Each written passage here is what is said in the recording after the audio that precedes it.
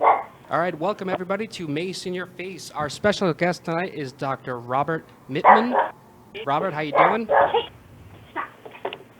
Bob, can you hear? Hi, I'm Yes, Dr. I Jean can. Cirillo. I'm going it alone tonight. Mace in Your Face is still in Aruba. And you know, he is one of the stars of Father's Rights on Long Island. So usually they have a picnic. I hope they're still having it for the fathers that are custodial or are seeing their kids for visitation, or the two-parent families. You know, this is Father's Day, so I want to wish a happy Father's Day to all the dads out there. I know I always had a great relationship with my dad. He's been in heaven now for about a year, 10 and a half years, but I still remember him. So, hi, Dad. Maybe we're on the frequency where you can hear me. Happy Father's Day. So, Dr. Robert Mittman, you're a dad too, right? You have two little munchkins that are now big munchkins. Absolutely. I'm fortunate to have two actually not teenagers, they're in their 20s right now. And I wish all those fathers out there a happy Father's Day. And I hope you had an enjoyable day. And I hope Mace is enjoying his last few days in Aruba. He probably doesn't want to come back. What was that? One of your kids, the boy, is in medical school. Last year? That's correct. He's in the middle of medical school. He just completed the second year. Hey, congratulations, Dad. And yes. Mom, is Mom around? Yes, Mom is around. She's been tidying up and keeping them in line and making sure the house is... That's right. You know, not everybody has a mom, Susan Silverman, who's a lawyer on Long Island, and a dad, Robert Mittman, who's an M.D., allergist, practicing in Levittown and Bayside. Today I wanted to talk a little bit about vaccinations. Yes. Are you pro-vax or anti-vax? They have the whole anti-vax movement. Where do you stand? Actually, I would say I'm pro-vaccination. You're pro-vax. Okay, why? Well, medical literature, you know, first of all, you know, mainstream medical community believes strongly in vaccines. And if you look and see why people are living a lot longer and infant mortality has, you know, gone down tremendously. It has. Is because of vaccines. And very interestingly, you know, you've heard these reports that it's linked to MMR, that's linked to this vaccine. And when they actually went back and evaluated, you know, other studies to corroborate it, they all didn't show it. So what they did was they went back to the original vaccine study that doctor had done in England. I believe it was England.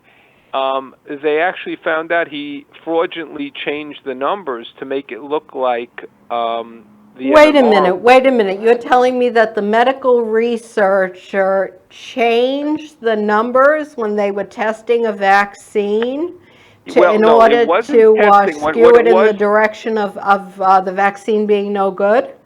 Yeah, well, no, it wasn't the vaccine no good. What this medical doctor, this article that was produced in it was published in a medical journal, a legitimate journal, was trying to link the MMR vaccine, I believe it's the MMR vaccine, with autism and other conditions that that these anti-vaccine groups are promoting. So this article was published. Now, usually after you have a news breaking or a new concept in a vaccine, others will try to mimic that study. There'll be other reports to establish is it correct or incorrect. You have another study to try to replicate or run the study again to see if the results are replicated. Right. Exactly. So I know in psychology we have that too, the very strict research protocol that you need to follow. Right. So very similarly, and what happened was these other researchers from around the world had tried to mimic the study, and every one of them came out with the same conclusion, that there was no link.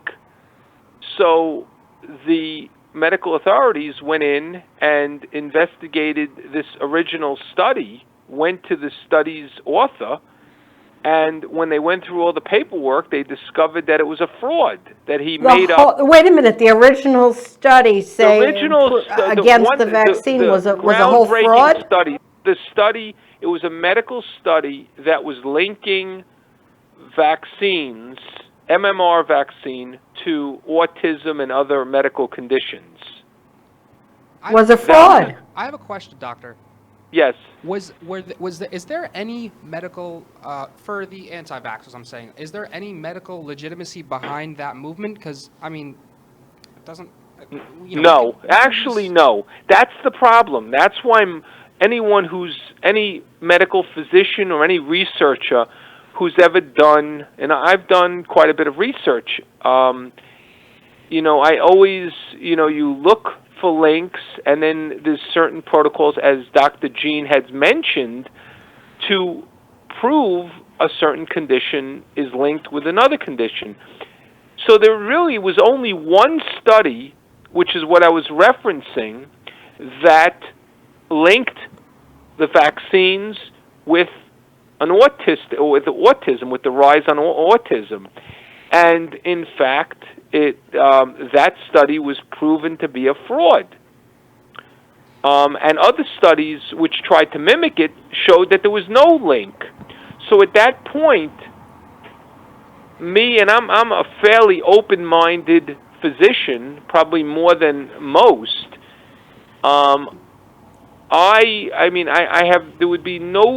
There's no medical established rationale or link that they've ever been able.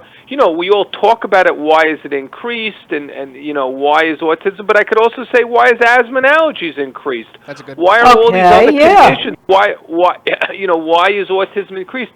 But and it, obviously a nice easy answer would be that it's vaccines, but in reality, it's not. There's no documented proof. So going off of that, the only legitimacy that the anti-vaxxers had, it turns out that study wasn't even.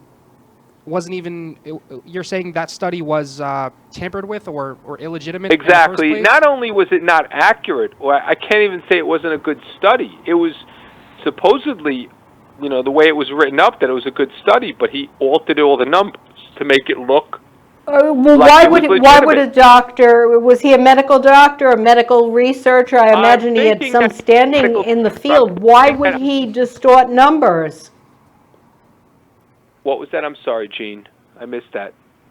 Okay. I believe he was a physician who wrote the article. I believe it was written out of England. All right, so he started off with a bias and then kind of interpreted and shifted the data around to meet with the bias, which you're not supposed to do. You're supposed to do what they call, at best, a double-blind study where the subjects and the researcher don't really know what it is you're expecting. Now, in reality, that's very hard to do. Somebody knows something who's involved in the administration of the vaccine or who's getting the vaccine, but you try to reach that kind of scientific neutrality as much as possible. Absolutely. But it went one step further than that. It's not like he was biased and tried to he actually changed numbers, and it was sort of a criminal act that he produced. It wasn't only the fact that he was biased in his he basically perpetrated a fraud. Yeah. Who else they say that about? Years later, they said that about Gregor Mendel's genetics, that his numbers came out too perfect and that they were, in a sense, made up, in this case, to make him famous with his new theory of genetics. Well, had this gentleman, this physician in England, had he been able to establish it, if it was agreed upon, he would have been a world famous, you know, doctor or researcher. Because there's a tremendous movement. I know in the United States there's a tremendous movement. Sure, tremendous against impact. People believe back- that without any numbers behind it. It's almost like I get the sense one physician who had been brought up on malpractice charges said she stopped delivering babies. She was still a gynecologist, but she stopped delivering babies because the reality is everyone isn't going to have a perfect child. And when they have a child with autism or anything else, they try to blame the doctor, blame the vaccines. Now, from what I know about autism, the symptoms often don't develop until 18 months. And at that point, that's when the child is walking and talking. And often that's when the parents notice that the child seems to be going backwards, can't do what they used to do, or show symptoms that they're not developing the way a so-called normal child would develop at 18 months. And can there be any correlation between the age when you get the vaccines and the age when you're supposed to be developing, and the symptoms, if there was autism, would show anyway, whereas before that and before the vaccine, the autistic symptoms wouldn't show? Do you understand what I'm saying?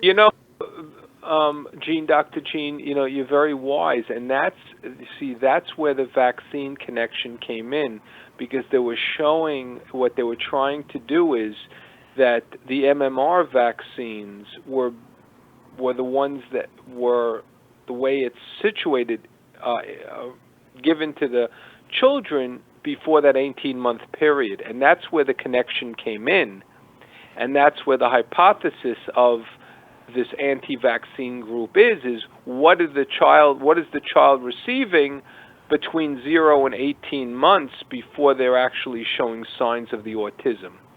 And the only connection that the anti-vaccine group is claiming is the connection of vaccines are now being given more than they were 30, 40, 50, 60 years ago. Now, do we know? I mean, I'm making a joke out of something that isn't funny, but couldn't they just as easily blame the mother's breast milk or some formula if they're not breastfeeding? Yes, couldn't they blame they something could, else? They could, but obviously it's much easier to come up with the concept that it's the vaccines. Do we know with modern science in today's... it's a much easier concept for somebody to understand rather than trying to state that the mothers are drinking, something or eating something, or the processed foods, or, there's so many. It would be a lot harder for a group to link those, because I'm sure a lot of them are on formulas, or maybe the breast milk was only done for a month or 3 months. So it gets a lot more complicated than just having a blanket statement, because we know we're trying to receive 95% of the children to receive vaccines. So you've got a clear situation where almost everybody who has gotten autism has had the vaccine, because the other 90% of children, 95% of children who don't have autism also have gotten the vaccine. So everybody's gotten the vaccine, so it's easy for somebody to make that correlation. Now, with breast milk, you'd have to show that those autistic children all got breastfed, and that there was something different with the breast milk of those autistics versus those who are, or the normal population. And that would be harder to prove than that the child went to the doctor or to a clinic and got the vaccine. Do we know if it's genetic or if it's like a learned habit? What, autism? Yeah. Do we know that with modern science, if it's genetic? Well, actually, they're trying to. There is some evidence now that it is a genetic factor. There are changes in the genes that are now associated So with if it is autism. genetic, then I'm guessing it must be harder for the anti-vaxxers to say that it's a direct result of the, getting the shot, right? At least Well, that would. yes and no, because we're just at the pioneering stage of the genes, and you could also, I mean, not, once again, I wouldn't even, if there was some legitimacy in what they're saying, if there was some scientific evidence, you could also argue that the virus or the vaccine, which is basically Interacts with the genetic could predisposition? gene and cause a mutation of the gene, which then causes autism. I mean, that could be their medical model of how it's occurring. Oh, I see. So it would. So it's So not. you can't definitively rule out. You see, I'm trying to keep an open mind. Yeah. And I always analyze both positions, but without and. I also, there's another issue. You always have to weigh the risks versus the benefits of, of everything in medically that you prescribe or give. And obviously the risks, like even now we talk about the measles vaccine, which was withheld in certain populations, in the religious Jewish population.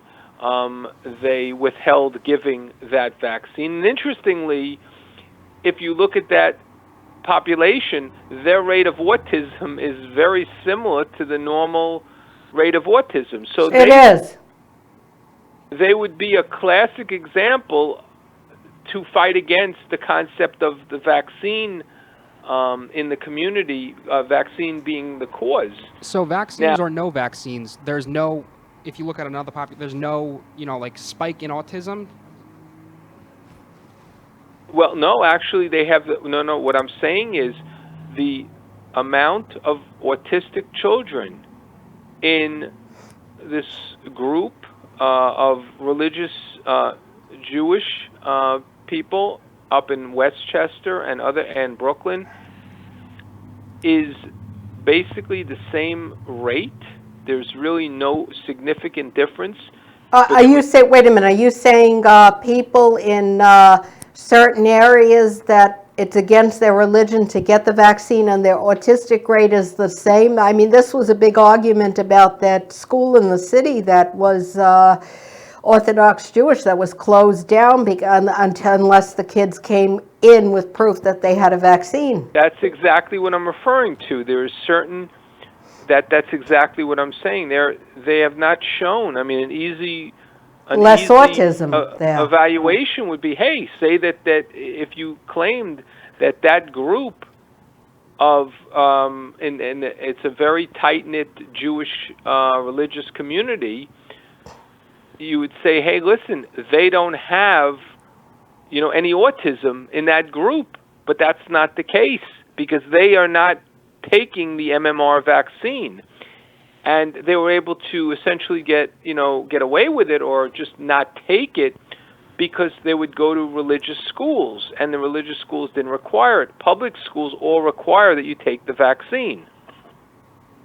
And now they're suffering the consequences. In other words, they've come down with the measles, and it's not a harmless it's not a harmless virus. It causes for many, it's self-limited, but for others, it causes long-standing problems. Exactly. I'm thinking of like the polio vaccine. Thank God. I mean, I remember getting it when I was a child, and there were some people that still had polio beforehand that are now getting it again a second time because it's gone back into their systems, much like German measles goes back into the nerves and becomes shingles. And, tell those people that vaccines aren't good for you. I'm sure they wish they had had a vaccine. Absolutely. Isn't it true that our President Roosevelt had that? I think he developed polio when he had visited children's day camp during the summer or sleepaway camp, and he had developed polio. And he had been president. Nobody really was aware of it. Was in a wheelchair his entire presidency. one other thing, very interesting. You brought up the polio vaccine. It's a very interesting story behind polio. And we were just talking about how vaccinations. You always look for risks versus benefits. Initially, the polio vaccine was given as an injection, and it worked very well.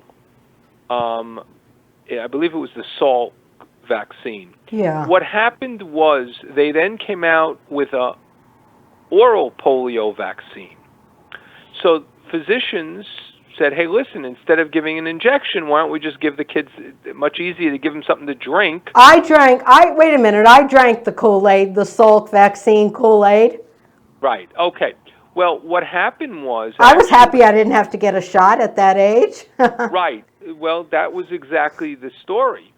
What eventually happened was they don't do the Kool-Aid drink anymore. I know.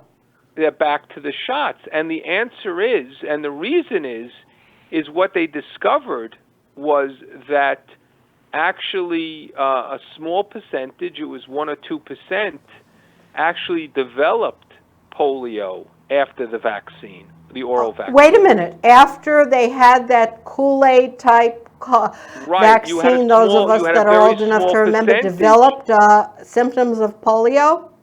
Actually, they developed, that's right, they developed the symptoms of polio, which are permanent, generally. Oh, gosh. And I hadn't heard that. And it was that's something linked. to think about. It was linked to the oral polio Okay, vaccine. so a vaccine, especially a newly developed vaccine, as the Salk vaccine was back then, might not always have aspects to it that are safe, or there might be some additive that can cause serious complications. Well, right. So what happened then was they realized that it's much safer to give the injection, and that's why they got rid of the oral polio, and now you have to take... Basically, the only one that's allowed in the United States is the injection. Well, wait a minute. Are you saying that did the people develop the full-blown polio or the symptoms because it didn't work, or did they develop it because of the vaccine? Because they got the vaccine. Oh, so the vaccine gave it to them. All right, well, that's the fear that a lot of people have. The same way with kids born with all sorts of disabilities, when thalidomide was given to pregnant women as a tranquilizer, people would rather avoid something and take a risk of getting whatever it is, especially. You have to say this selfishly for their own child. They'd rather have their child not get it, but 95% of the population being vaccinated already, as it was with measles and German measles and chickenpox and mumps, so that people either had it or they were vaccinated. They didn't have to worry about their kids getting it. Now so many people have avoided those vaccines that it's coming back. Yeah, Dr. Jean, there's a term for that. In medicine, we give even the flu vaccine. You try to hit as many people, even though you're not going to get 100%, you actually protect the 5 or 10% or 30% that don't get it based on something called the herd effect. And what that means is if you are able to vaccinate a majority of the population, 80, 90%, the other 10% benefit from it, because if 90% don't carry it, it's harder for the vaccine to multiply. So everybody wants to really selfishly be in that 10%. They don't want the vaccine, but they wish that everybody else wouldn't carry it. The danger here is immigrants and so many people not getting it. And, with kids in school, you only need 10% or even 1% to be infected to infect the whole class. That's correct. If the class is not vaccinated, that's correct. And that's what's going on with the communities in upstate New York. Exactly. Mostly Rockland County. I think that would be where most of the Orthodox people who don't believe in vaccinations would be, if I'm not mistaken. Yeah, I don't know if it's more of a religious thing. It's not. I wouldn't lump them in the anti-vaccine movement. It's more of a religious item. So I don't think they're not doing it or they're not avoiding the vaccine on the basis that it's causing undue side effects, but more for religious. So it's a different reason that they haven't taken the MMR vaccine, but now they're suffering the consequences, and there is no herd effect. So when you have 30 children in a class and none of them were vaccinated, you opened yourself up to an epidemic. Exactly. People forgot how serious the side effects of the diseases can be. Because I know, when I was a child, they didn't have a measles vaccine, and I got measles. And I remember my father telling a true story that his brother had died from measles, which was true. In those days, they didn't have antibiotics. And now people figure, so what if I get the disease? If I do, in the rare event that I get the secondary infection or my child gets the secondary infection, there's antibiotics to deal with that. Can you address that? Well, what was the exact question, Jean? I didn't pick up on that. Okay, people think, well, even if let's say I get measles, or, I know somebody got chicken pox and he was 40 years old and he, first he thought it was funny and then he got meningitis, which was a secondary consequence, and it wasn't so funny. He was on a ventilator. But he was saved by the antibiotics that are now available today to treat secondary infections that simply weren't available at the time when the diseases were around, before the Second World War, before all the antibiotics and the vaccines started coming out. Well, you have to remember, first of all, as you correctly mentioned, the antibiotics of secondary infections, meaning the measles, puts you in an immunocompromised state, meaning that you're now more susceptible to bacteria and other organisms to come and attack you. So yes, you are correct, but you never really hear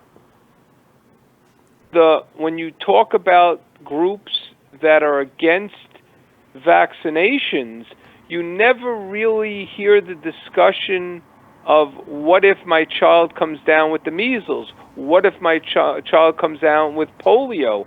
You never really hear that discussion. It's more of just a simple discussion of, I don't want my child getting the vaccine because I'm afraid that he's going to get this from the vaccine. Now, even when we go back to the oral polio, and it was well established that the oral polio, there was a small percentage that contracted the polio from the vaccine. But even when you looked at the facts, that oral polio or the injectable polio reduced the number of polio cases by 1/10 of what it was before the vaccinations became available. So it's still a risk versus benefit. I mean, it's always a terrible thing when you take something to prevent something and it causes it. Exactly. There's that sense that, here I took an action. Whereas if you just didn't get it, or if something wasn't available, okay, nature, God, whatever you want to blame got to me. But when you actively go and take something, I'll tell you, that's why I don't take the flu shot. I don't want to get a complication, but more importantly, I don't want it to tie up my own immune system to other diseases, which that vaccination might be a little more likely to do than some of the ones that we're talking about for these diseases. But yeah, you don't want to actively do something that's going to bring harm to you, and certainly not to your child. That's correct. But you're also, when you're avoiding the vaccine, and I fully, you have that option. A good parent has to go by probability. You are putting yourself at risk, and you're hoping that the herd effect will protect you. Exactly. Yeah. So you're hoping that everybody else who's shopping at Rite Aid or at Nordstrom's or Macy's has taken the flu vaccine. That's why they give it out in the stores. Yes. Make it convenient. I know, getting to another sort of funny topic, I was in CVS the other day. Well, this was in the winter, a few months ago. and a young guy was behind the counter, and he asked me if I had gotten the, what was it, the flu shot, and I said no, and then I asked him if he had gotten the new HPV vaccine that everybody his age should get it, boys and girls. And he kind of looked at me with a dirty look, like, who is she saying this to me? But what do you think about something like that? HPV is pretty common. Well, it's a HPV sexually transmitted disease, but it can be avoided should they give it to all girls and now all boys at puberty. Well, it makes a lot of sense because HPV is known, HPV, the virus. The papilloma virus, right? Right. Has a direct link to cancer. If you contract HPV, women will get cervical, it increases the risk, and it's a known fact. And men are more likely to get cancer too. It's not just to protect their girlfriends. Right. Yeah, if they get it. You're saying the chance of anything bad coming from those vaccines, as far as you know as a physician, is nothing. It's mainly females would be a little more susceptible in terms of the cancer risk more than males. But once again, it's the herd effect. If you only give it to females and the males are contracting it, and they're the host of the virus, anyone that's not protected, meaning a female, they will then contract it. So it's once again trying to have the herd effect by knocking off the males and the females to the best of your ability to reduce the amount of cancer. Right, if one partner is smart enough to get it, the other partner benefits. Yes and no. That's the way it goes. It's not just a one partner deal. It's more of, because nowadays we have to accept the fact that most teenagers and 20s have numerous sexual partners. Exactly. And that's where it becomes a problem.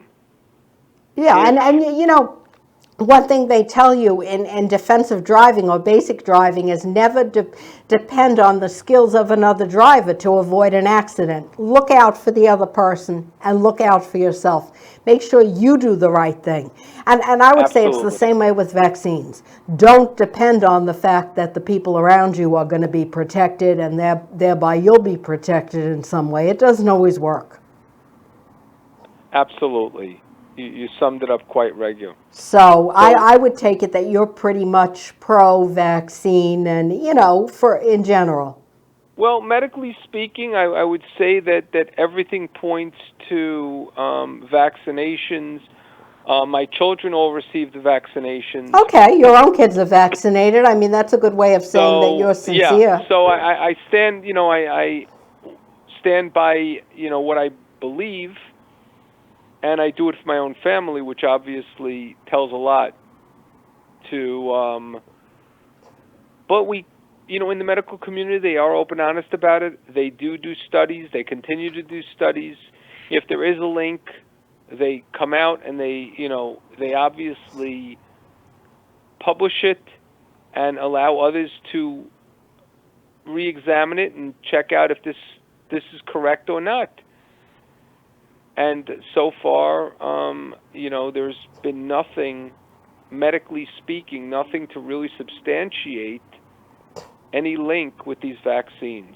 Since you are mainly a medical doctor, I told you, we talked about last time, but for the people that weren't here, we did talk about allergy injections and how they build up desensitization. They're also very unlikely to have side effects, although sometimes you can get a burst of whatever it is you're allergic to in ways that could be damaging, which is why you stay in the doctor's office. So if in the improbable event happens, you'll be able to be treated. But, how come they eliminated the cold vaccines? You had said 30 or 40 years ago, because the rhinovirus, I know there's a lot of different viruses. And correct me if I'm wrong, but usually once you get a cold, and you get over it, you have temporary immunities to that virus, which would make sense. Otherwise, it would keep running through families again and again in places of business and school and everything else.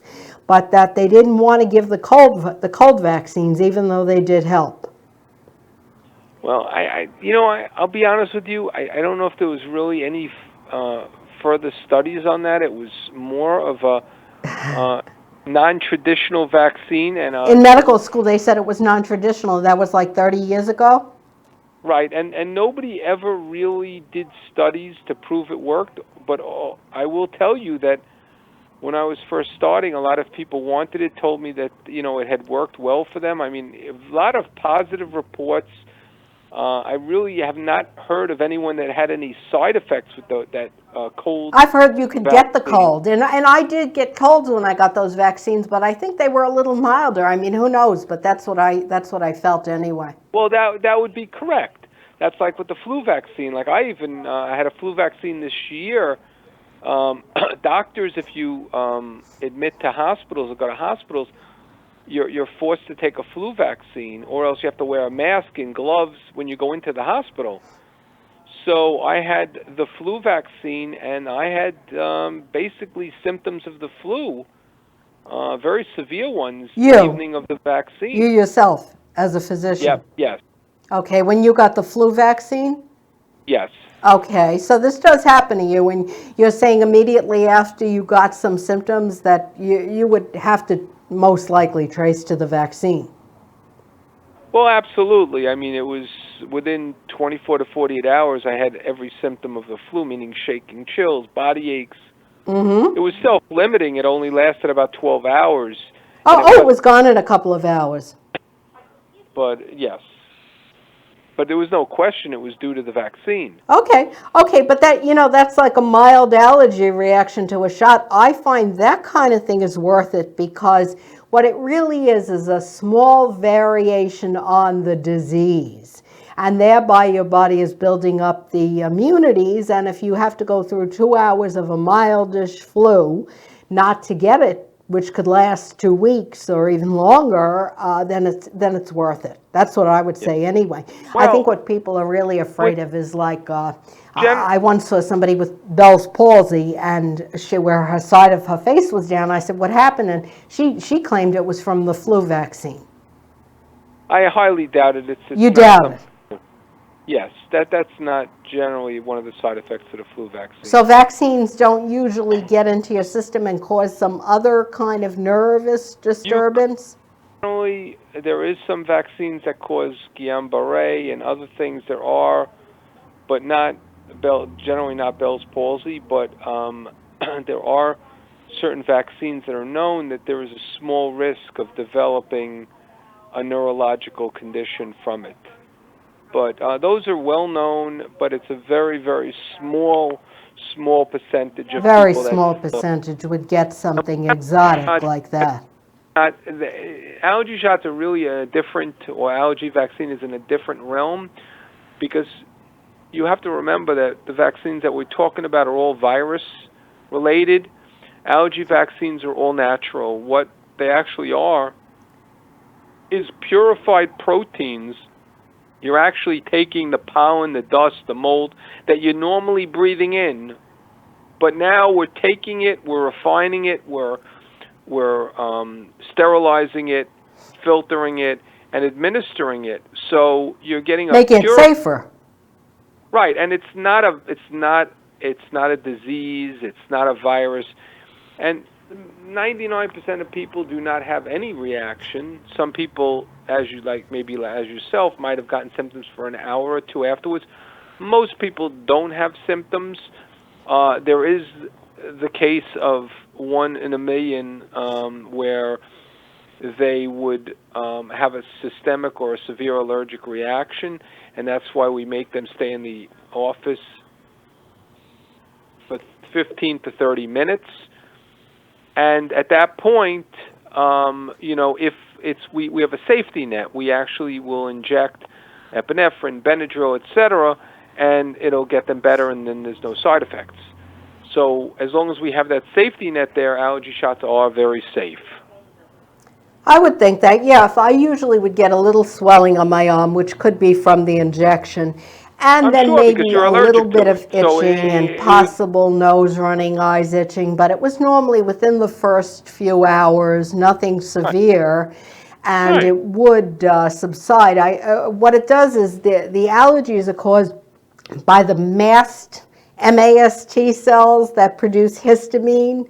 This is what I remember hearing in a science Yes, class, and very that the good. shot Your memory is detoxifies very them. Is good, that true? but it has a lot more mediators than that. But yes, histamine is the major one. But you have Yeah. all these other the leukotrienes and all these other. As time goes on, all these discoveries, we've discovered all these other chemical mediators that are being released into Ah, the you're system. coughing just thinking about it. See that? Yes. And in fact, the other benefits we didn't even talk about with allergy shots is you get less colds and flus because your immune system is being built up. Good, meaning a good way. It gets your immune system going in general. Well, it builds up something called immunoglobulin G, which is which helps fight off the bad antibody, and that also helps fight off infection. So What about, it does build up. when I was younger, I used to use Almay makeup. And Right. that was the only hypoallergenic one. Now they're supposed to make just about all makeups that are made in this country hypoallergenic. Can makeup cause these kind of skin inflammations and things, that people often with very light sensitive skin are saying were due to allergies? Yeah, that's a different type of allergy. That's called a contact allergy. A what? And a contact. A contact allergy. Okay. Like poison And ivy. what was that? Like poison ivy, when your hand or Right, your arm, exactly. you make contact with the poison ivy bush, you get the rash. That's exactly it. Okay, so Also, the if allergies. you Well, if you I wear mean, the cheap mascara and the jewelry, false eyelashes, all these things go very close, if not winding up, some of it in your eyes. What right? does that Also, do? if you get costume jewelry, you'll get reactions. People get reactions around their ear or other parts of their body. Jewelry, necklaces that are made out of costume nickel. Okay, but you're saying that that's more caused by some kind of contact allergy if That's there is correct. any swelling or anything. That's correct. Okay, all right. So it's safe to wear makeup for all ages. Well, once again, all makeup they try to make it hypoallergenic. It's not like there's a ruling on it, but cosmetic companies are not stupid because they realize that it's important with a lot of hype about allergies. They try to limit the amount of allergies. There is a different degree of how like a hypoallergenic cosmetic, like right now. Okay. So some are still more hypoallergenic than others, or more likely Right, to that's cause an exactly allergic correct. So reaction. there are cosmetic companies that use less chemicals. Therefore, like Clinique has been one that's been touted as a very high. Clinique, you're saying, is good, and Almay is the old-fashioned one that I always That's used. correct. That's correct. Almay is still good. What about Physicians Formula? I heard that's good. Yes, yes, that's also another option. One thing I have found about the hypoallergenic or the medically suggested or approved of makeup is that it doesn't seem to stick as well, which might be good in some circumstances. But then again, like the days when I used to do the national shows, sometimes they would insist on using their mascara. And the thing about their mascara, if you remember, they had a lot of guests dealing with very emotional issues. So they would cry, and it doesn't look so nice to have mascara running down somebody's face while they're crying. So they would put on water-resistant or really waterproof mascara. And one time I was staying at the hotel that one of them had put me up at, and I was literally, I couldn't get it off with water, with soap. I literally went swimming in chlorine, and I still couldn't get it off. Now, I would think that has to have more of an irritant effect than just like, say, Almay mascara that can wash off. Well, absolutely, and that's where we talk about why some are more allergenic than others. Hypoallergenic just refers to the fact that it's less allergenic. It doesn't mean it's non-allergenic. Like you. Does it So matter if once, it's the cheap makeup versus the expensive makeup? right. Well, it really depends. The more chemicals they put in and the type of chemicals they're adding plays a role or a factor in how allergenic it really is. Okay, so it's the amount of, it's what you would put in, depends on why it's expensive, really. Well, If they also the put something name, expensive so that it Dr. never comes Jean's off, eye it's makeup might be very costly. not so good. You know, What? they put on Dr. Jean's eye makeup might be very costly because a lot of times using less chemicals it costs more than using more chemicals because the formulation, the touting, the publicity, etc. They sometimes will charge more money for the hypoallergenic item rather than the Okay, standard so you're product. saying if it's made by a physician, a dermatologist, somebody with the idea in mind for it to be safe. Right. What about, I know I use mostly airbrush makeup that's supposed to be hypoallergenic. I would think the only downside, even though a lot doesn't have to go on, is that you are spraying it. And by spraying something, a little bit's going to go up your nose and even in your eyes. That's correct, but it really depends on how it's done, what the item actually, what the chemical really is. Depends on all of that factors. The chemical composition, that's why it's not Right. good to buy something from another country where the ingredients aren't listed. That's what I would say anyway. Do they have to list all the ingredients here? Well, truthfully, they don't list all the ingredients, and they don't list the proportion. It's not. It doesn't go through the FDA because it's not a food and it's not a medication. That's correct. Yeah. It's really somewhat unregulated. They do out of how do I say out of. Yeah, they seem to be listing all the ingredients, although sometimes when they have something like red number such and such, yellow, blue, a lot of people, including Robin, who I practice with, are highly allergic to those things. Yes, and people have different types of responses to it, and it could be it could be problematic. So if you see those ingredients, check it out on your arm or something it's very first. hard. The other problem that I always see, which I don't understand, they have like four different names for the same item. These chemicals, they have four different names, so you can't even a lot of times you can't even track them back. What if you run them on the internet? Won't the pseudonyms come up?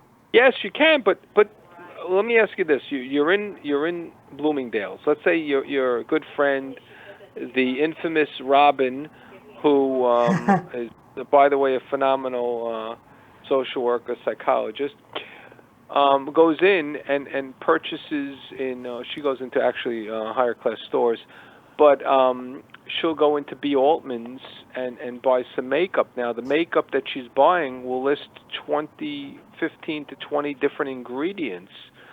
Of those 15 or 20 ingredients, those ingredients have four different names. Now, how is she going to do a search every time she wants to buy You're right. makeup to do the 15 items, look at the four different names, and see if she's allergic to any of those four different names? You'd have to be a scientist. I think a good indication is just like one man's meat is another person's poison.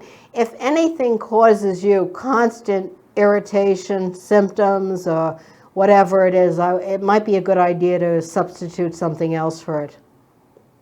Always. Yeah. Always. Well, in the field of allergy, the number one recommended treatment is avoidance.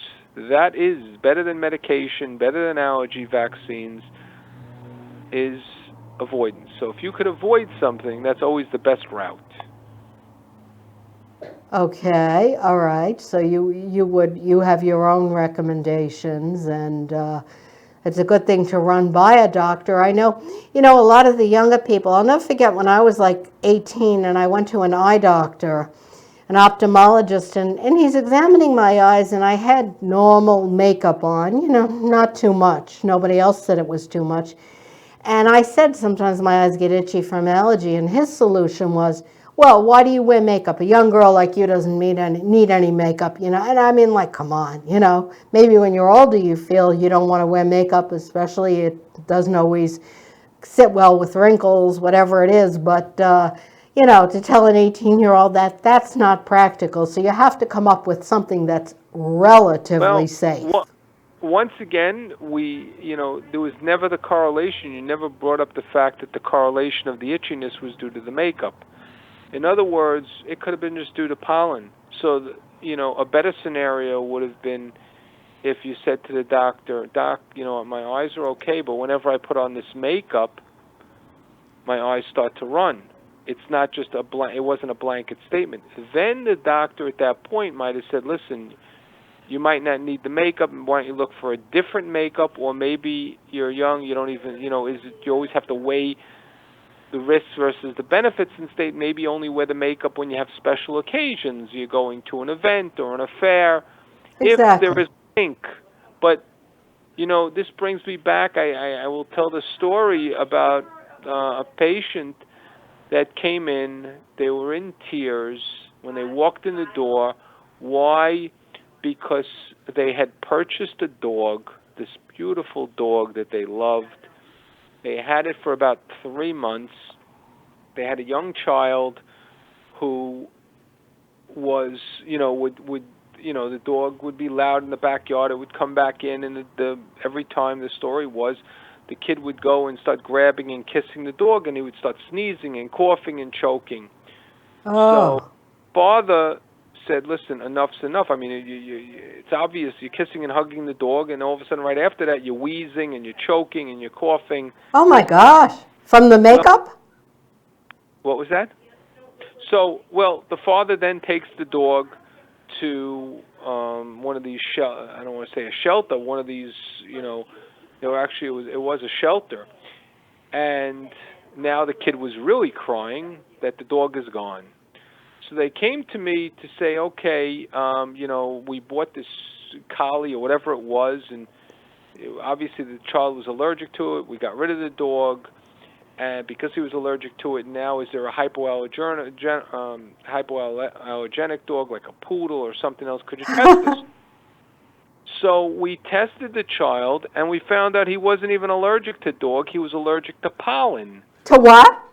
To pollen. The dog was going out to the backyard. He'd go through the trees and the bushes, and it was springtime, and the pollen would go on his hair, his coat. Oh, my gosh. So it was from the trees, and it wasn't the dog or the cat or anything. In the office, they're all happy because now they found out it wasn't the dog that caused the child's problem. Right. You don't want to get rid of your pet. I know, like my mother, I was a little allergic to mold spores, but she wouldn't get rid of her plants. She said they were the only thing that made the living room look really nice, I mean, so you don't want to get rid of certain things, especially if they happen to be trees, flowers, plants, dogs, cats, anything you're attached to. Right. There's more to that story, which it was quite interesting. Okay, so the tree now, they found out the tree was causing it. Back the following week, and they were in more tears than they were when they walked in the first time. And I go, what happened? They went back immediately to get the dog, and the dog was put down by the shelter. So they couldn't even get the dog back. They had put it down. Sometimes the shelters do that. They count on the fact that most people don't come back for their dogs. I know somebody put his dog in, and then he went back the next day and it was gone. That was in New York City, though. I thought they were a little bit better out here. No? I would hope so, but yeah. It was about 30 days, and they put the dog down. So. All right, so don't get rid of your dog, your child, your spouse because of an allergy. Make sure that you really right.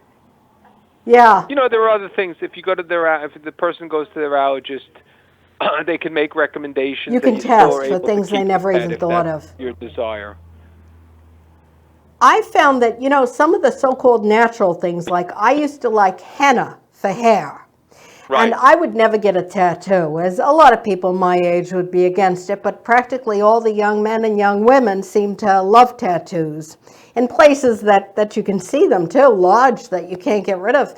And I've heard that a real tattoo normally doesn't cause any allergic reaction, but henna tattoos are very bad. Not only the black, although the black is the worst, in that you can then be allergic to henna and a lot of other similar things for life. Can you speak about that? You are correct. Most people don't have allergies to the typical dyes that they use for... If you don't have an allergy to henna, you're safe?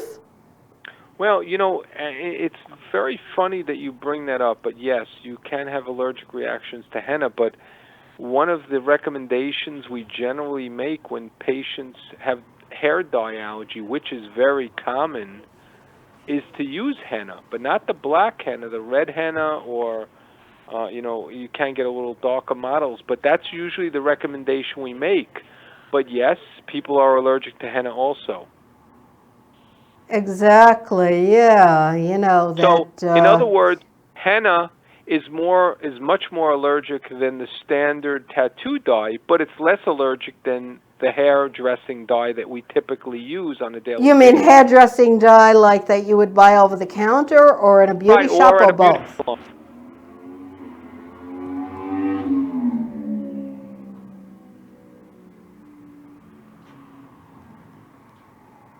How about the regular dye being having the peroxide and the ammonia in it? Wouldn't that tend to be more allergic, whereas the henna is supposed to eliminate more natural? Absolutely. That's cut why down on that. Most allergists will recommend... There's no allergies to that. It's just irritation if there is what? too much exposure. Right. By the way, I just wanted to remind the engineer to bring up the sponsor. He didn't mention... Bring up the sponsor. Okay, all right. Yes, we've got to thank Mace in Your Face. I guess the engineer, Danny, has the information as to how to contact Mace in Your Face, even though he's on vacation in Aruba, enjoying the warm weather that's not too warm because of the trade winds. Yes, he's definitely the sponsor. Do you want to say something, Danny? Mace H. Greenfield, 631-851-5577. You can check him out at www.macenylaw.com, and that's Mace H. Greenfield. That's the sponsor for tonight. And he's in Aruba still, right? Right? Yeah, we believe so. We believe that he's still in Aruba and hopefully going to be coming back this week, is from what the word on the street is. The word on the street is Mace is going to be back. He's got a lot of clients waiting for him back in New York. Why? So you can bring the needles? That's correct. Mace has a phobia of needles, for those of you who don't know. Don't ever sneak up on him in the dark with a big long needle. Mace is afraid of those things. You know, just telling everybody to be kind out there in case you got bullying on the mind. Don't do that. However, if you are licensed to give needles, as our physician guest, Dr. Robert Mittman, who practices in Levittown and Bayside, Queens, you can give needles. So what are you going to bring next time, since Mace wasn't here for Father's Day? Yes. You bring him a needle? Yeah, I think so. Okay, all right. So you'll bring him a needle with a vaccination in it? That would sum up a lot. I don't know what his opinion he's not afraid of the vaccination or anything. He's just afraid of the needle. Mr. Mace. But we are definitely going to have you on live again when the traffic dies down. Unfortunately, possibly with not the on a traffic, holiday. It made when do you want to come on? Silence? Hello? You don't know. Maybe you'll come on sometime after July 4th? Yes, I will try to come on. I didn't hear the question. That was what it was. It was okay, I was asking when you wanted to come on to gift myself and Mace in Your Face with the needles, or to just come on to talk about other things. I will surely come on as a guest in person and meet with Mr. Mace and give him a little exposure to some needles. Exactly. Okay, well, desensitize him. I'll do psychological behavioral therapy called desensitization. So that means you have to bring a little needle first. Maybe you could bring some of the skin tests so I can be tested up to date with dust and ragweed and mold spores. Do you have those little skin tests, or are those too much? And you Absolutely. could test Mace too. He's always sniffling on the set. Okay, well, we could see what we can get accomplished on Get two live birds show. with one stone, which isn't a very nice expression, but will accomplish two goals at once on the same show. And those are just little tiny priggly things, and then you can bring little tiny needles and build up to the biggest. That's correct. That sounds like a plan there. The biggest and the best. Dean. Well, I don't know if you have all those materials handy. We'll make them available for We'll make them you and, available, okay. We Mace. don't necessarily have to use them. We just have to show them to our famous host as he's being desensitized Okay. and move them closer good and to me. closer. I know when I was a Okay. kid, my doctor used to come to the house and he would always say he didn't bring any needles because I was afraid of them. Now, of course, he had needles in his bag, but, you know, for emergencies, he didn't often use them, so I guess that was probably the best thing. But as I got older and got the allergy shots, I was more afraid of sniffling and coughing and sneezing and everything else. And we have to wrap up now, so is there anything last that you want to say as far as how people can contact you or anything else as far as future topics? Well, anyone who needs any further discussion on allergies or Okay, like yes, set up we appointment, will we are probably available be in discussing Levittown and allergies a Bayside. little bit more. I'd like to discuss some of the permanent makeup and some of the things that people do for plastic surgery. We hit on that a little bit, but for now we'll have to say goodbye to you and our audience. This is Mace in Your Face with Dr. Jean. Bye.